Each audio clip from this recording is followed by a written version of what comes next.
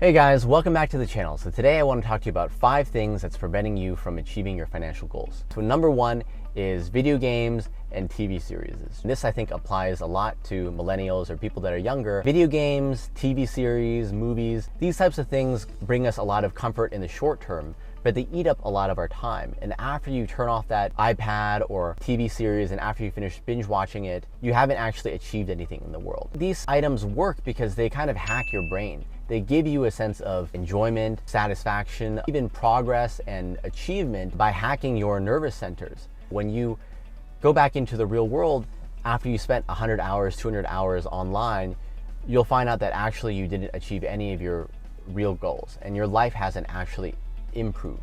These video games, honestly, I would consider something like a drug, right? It's not something that you inject, something that you drink, something that you smoke, but it's something that has a similar effect. It makes you feel good about yourself or good about certain things, or gives you an escape from what's really important in front of you and what you should actually be taking care of. And when that experience wears off, you're back where you started, or even, a few steps backwards, because you could have made better use of that time, or you could have prevented yourself from becoming dependent on that type of item or product. I actually, when I was younger, was a very avid gamer, and I spent hundreds of hours probably playing video games. I feel guilty admitting that now. Now I make a conscious effort to avoid these types of things. I don't play any video games anymore.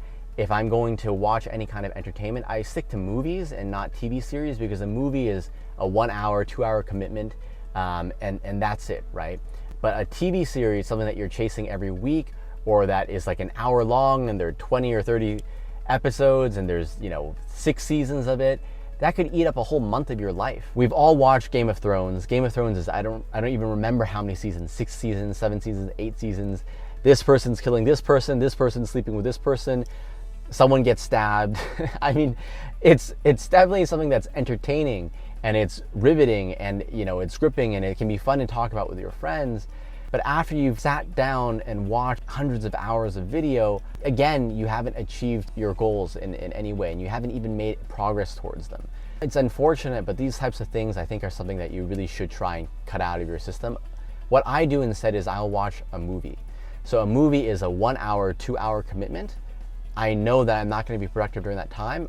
I'm going to watch it late in the evening where I don't have the mental capacity or energy to go and do anything else anyways. And I'll go and I'll sit down with, my girlfriend or my fiance, and I'll watch that movie and I'll enjoy it thoroughly while it's on. And once it's off, I'm not gonna think about it anymore and I'm gonna go and move on with my life. And that's, to me, much less dangerous than starting a series where after I watch the first episode, they're gonna show me a teaser and I'm gonna wanna watch the second episode, and then so forth and so forth. And now you're 20 or 30 episodes in and you don't know what happened to your entire day. You don't know what happened to your week. You might not even know what happened to your month. So please be careful about video games. Please be careful about video series.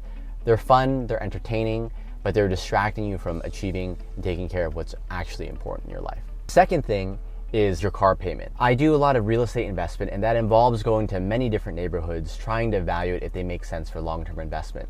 One of the things that I find is that in a lot of neighborhoods where the income is actually close to median, so these families are doing okay, but they're not doing super well, and they're also not struggling. They have too many cars in the driveway. A car nowadays can be really expensive, anywhere from $30,000 to $50,000, even for like an F-150 truck, depending on how you spec it out. It could be somewhere north of $70,000, $80,000.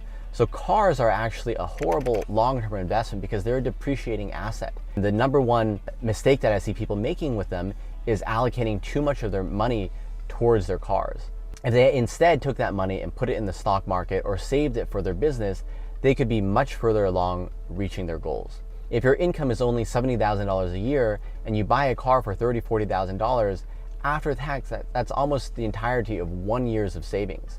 So instead of spending money on cars and looking more wealthy, or taking that gratification up front, try and delay that gratification. Wait a little bit until you can purchase a car in cash, or when the car will not be a large part of your monthly payment. And the third one's going to be a little bit of a controversial topic, and that is your friends and your family, and how you spend your time with your friends and your family is probably a big contributor for why you're not achieving your financial goals.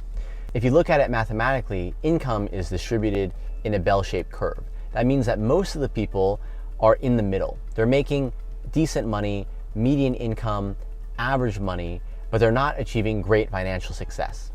And if you spend your time with those people and they give you a call after work or on the weekends to hang out, and you have the conversations that you have, spend the time the way that they spend their time, you're gonna have similar results. To really achieve extraordinary income, you have to act not like the average person, but someone that is making money at the level that you want to make.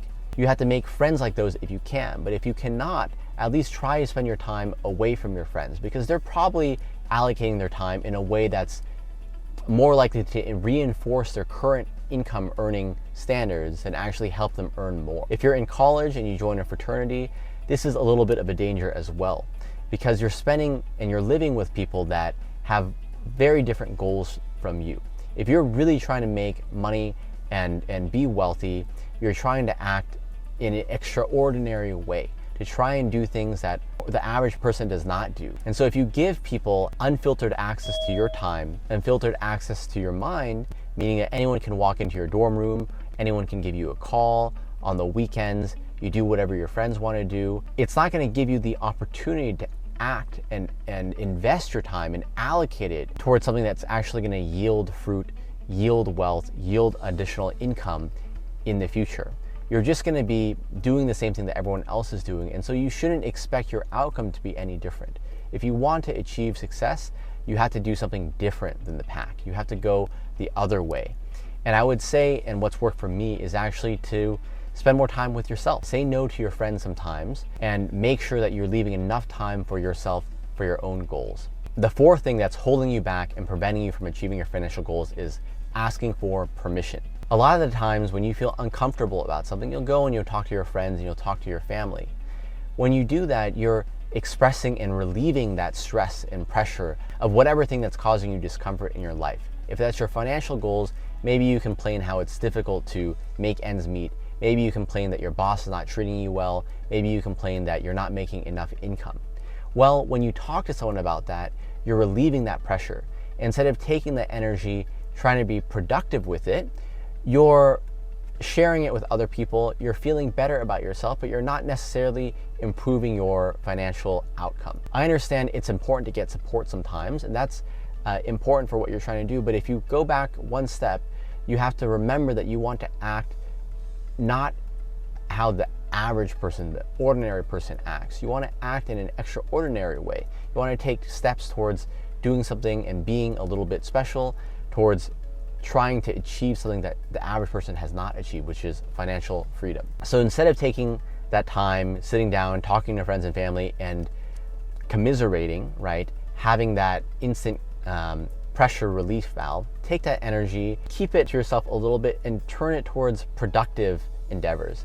If you're frustrated at something, instead of just finding someone to vent to, see what you can do to improve that for next month, next week, next year. What can you actually do? What can you actually influence in your life to improve your current situation? Don't waste that energy. Don't squander it. You can take that energy, even if it is dark or negative energy, and turn it into something productive. Negative energy and frustration, although it's uncomfortable to live with, it's something that you don't want to squander and waste, because it could be motivation for actually changing your life. Sometimes we need to be kicked in the butt a little bit to actually do what's best for us. So instead of going and commiserating with your friends and getting that instant gratification and pressure release, take that as a kick in your own butt. Motivation is super important. Don't let that go away too easily.